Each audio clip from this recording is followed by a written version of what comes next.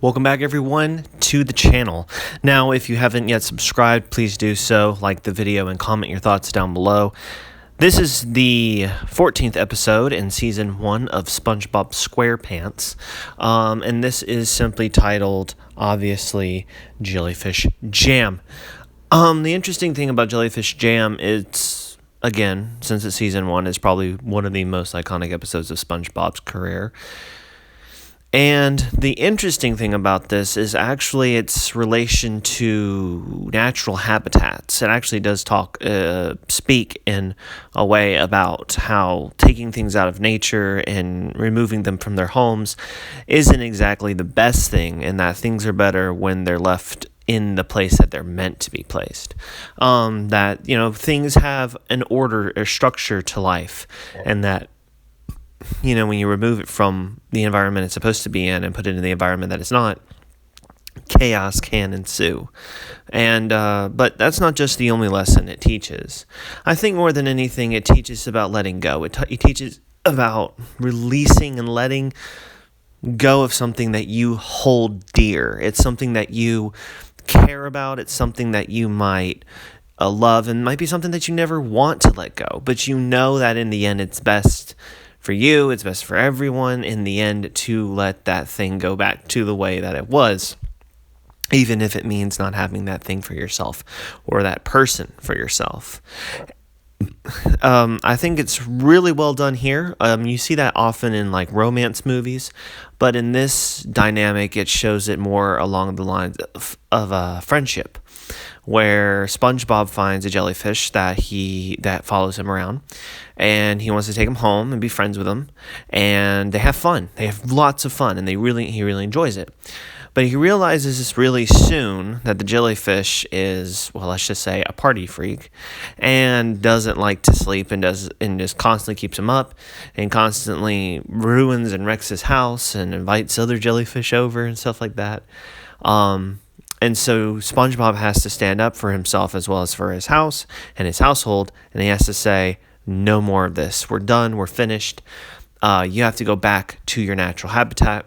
He uses Gary to lead the jellyfish back to the natural habitat, which is Jellyfish Fields. So if you're a parent, and again, I made this series mostly because I want parents who are like, I don't know if my kids should watch SpongeBob, to know that, these episodes are okay. This lesson is actually really twofold. One is that it shows the really good dynamic of, sometimes you're in a toxic relationship with a friend. Maybe they're not the best for you. Maybe you invite them into your life and they ruin everything.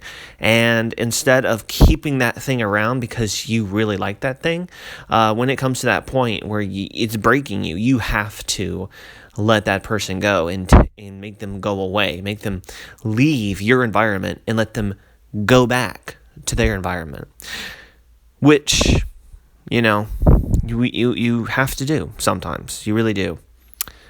And then, of course, the whole natural habitat thing, which, if you're into environmental issues, I guess, that's really positive.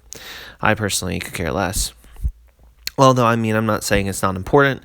It's just not something that really hits me in my heart and I'm very passionate about. But if it is for you, there you go. Look at there. SpongeBob teaches your kids about natural habitats and how it's really good for animals to stay in their natural habitats. That their wild animals are supposed to be in the wild. So, that's the positive. Taking responsibility. Again, SpongeBob, if you have not watched these video series, SpongeBob is a series about responsibility. Almost every single episode has something to do with responsibility. SpongeBob has a very bad problem with responsibility. That's because, though, he is personified as a childlike figure, while people like Squidward are personified as the adult, the more mature person figure. That's why when you grow older and you're like your mid-20s or older, you can relate more to Squidward than you can to SpongeBob. But at the same time, you can look at SpongeBob and go, man, I really want to be that. I want to strive to be like SpongeBob. I want to enjoy going to work and stuff like that. So, anyways, tell me your thoughts down below. Jellyfish Jam, Season 1, Episode 14. And as always, everyone, I hope that you have a fantastic rest of your day.